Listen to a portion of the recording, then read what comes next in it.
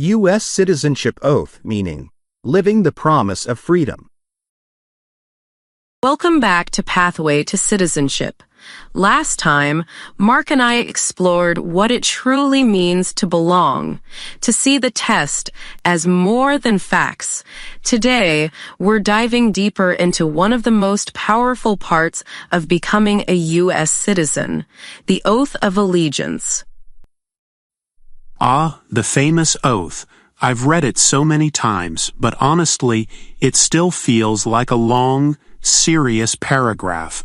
I understand it's important, but some of the words sound so official. You're right, it's formal, but it's also deeply symbolic. Think of it like poetry written in legal English. Every phrase has history and meaning. Let's unpack it line by line, the way we'd unpack a story. Okay, I like that. It begins, I hereby declare on oath that I absolutely and entirely renounce and abjure all allegiance and fidelity to any foreign prince, potentate, state, or sovereignty. That's the part that sounds like something out of a Shakespeare play. It does, but here's what it really means. You're saying that your loyalty now belongs to the United States alone. It doesn't mean forgetting where you came from. It means promising that your allegiance, your civic loyalty, is to this country. So I'm not erasing my past, I'm choosing my future. Exactly. America doesn't ask you to erase your heritage. It celebrates it. But in law and citizenship, you stand as an American first. That's the heart of self-government. Citizens who commit to the same set of ideals. I like that. It's more about unity than uniformity. Beautifully said, Mark. The oath continues that I will support and defend the Constitution and laws of the United States of America against all enemies, foreign and domestic. That line always makes me feel like I'm joining the military. You don't have to, unless you choose to. What it really means is that you promise to protect the nation's principles, freedom, equality, and justice. You're saying, I'll stand up for the rule of law. Even voting or speaking out peacefully can be part of that defense. So defending the Constitution isn't just about war. It's also about standing for what's right. Precisely. That's why the test includes questions like number 53. What is the rule of law? The answer is, everyone must follow the law. That's your everyday defense of the Constitution. Wow, I never connected that before.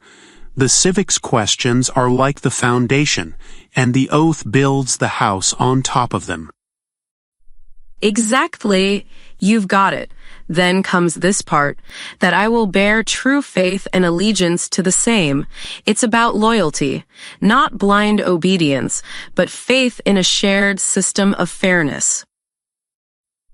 So I'm promising to believe in America's ideals, even when times get tough. Yes, citizenship is a partnership. The government protects your rights, and you protect the ideals. That's why the oath ends with, "So help me God." It's optional, but powerful. It means you're calling on your conscience to keep this promise. That's actually beautiful. It feels like you're saying, I give my word to something greater than myself. Exactly. And that's what makes the oath sacred. It's not a legal technicality. It's a moral commitment to be part of something bigger. You know, I think I'll read it differently now. Not as something I have to say, but as something I get to say. That's the perfect mindset, because when you raise your right hand, you're not just becoming a citizen, you're declaring, I belong to this story now. You know, Anne, when I think about citizenship, I used to imagine big things, like voting or serving on a jury. But what about the small things? What does it mean to live as a citizen day to day? Excellent question. That's where the real meaning lies. The big moments, voting, taking the oath, are milestones. But everyday citizenship is how you show those values in action. Like how? Well, think of the civics question number 61. What are 2 ways that Americans can participate in their democracy? The answer is vote, run for office. But it also says other things, like joining a civic group, writing to a newspaper, or helping in your community. Those are daily acts of citizenship. So even volunteering or recycling is part of it. Absolutely. When you help make your community stronger, you're living out the idea of we the people. You're practicing democracy from the ground up. That's kind of cool. It means I don't need to be in Congress to make a difference. Exactly. Think of democracy as a giant quilt. Each person's small actions are stitches that hold it together. I like that image. It makes it feel more personal. That's the point. Citizenship isn't about grand gestures. It's about consistency. When you follow the law, pay taxes, respect others' rights, you're helping the system work. Remember question 97. What is one responsibility that is only for United States citizens? To vote in a federal election.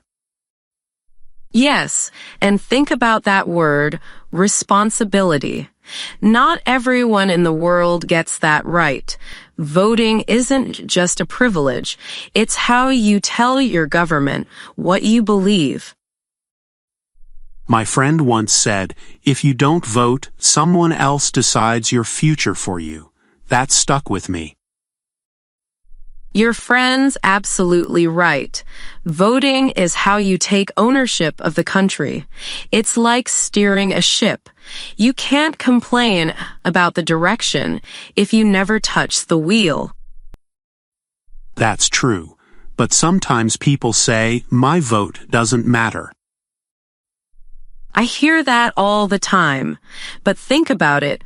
Every movement in American history began with a few people who believed their voices mattered. The civil rights movement, women's suffrage, even the revolution itself. We, the people, started as just a handful of signatures. That's powerful. It means small voices can echo through time. Exactly. And your voice joins that chorus now. That's the deeper meaning of question 47. Name one right only for United States citizens. The answer is to vote in a federal election. That right gives you power. So being a citizen is really about using your voice, not just having one. Perfectly put. And your voice can be expressed in so many ways, teaching your kids about fairness, respecting others' beliefs, even learning more about history. Speaking of that, I noticed some questions on the test are about freedom of religion and speech. That's question 30 and 83, right? Yes, Those two go hand in hand. They remind us that America's strength comes from diversity, of thought, of faith, of background. That's why the First Amendment is so important. It's interesting. In my country, people sometimes avoided speaking their minds. Here, people debate everything, from politics to pizza toppings. Laughs. That's the American spirit. Everyone has an opinion. But it's also a reminder that free speech isn't about always agreeing. It's about respecting the right to disagree. That's something I had to learn. Freedom isn't always comfortable, but it's essential. Well said. Freedom means everyone gets a voice, even those we don't like. It's noisy, it's messy, but it's democracy. You know, Anne, the more we talk, the more I see that the test isn't just about memorizing. It's about understanding how these ideas play out in real life. Exactly, Mark. Every question on that list is a mirror. It reflects who we are as a people and what we believe in. And I guess living as a citizen means keeping that reflection clean, doing your part so the mirror doesn't get cloudy. That's a beautiful metaphor. Yes, citizenship is polishing the mirror every day with your actions, your voice, and your integrity. You know, Anne, for the first time, I'm not just studying for the test. I'm preparing for the life that comes after it. And that, Mark, is the real mark of readiness, because the test ends when you pass, but citizenship begins the moment you start living those answers.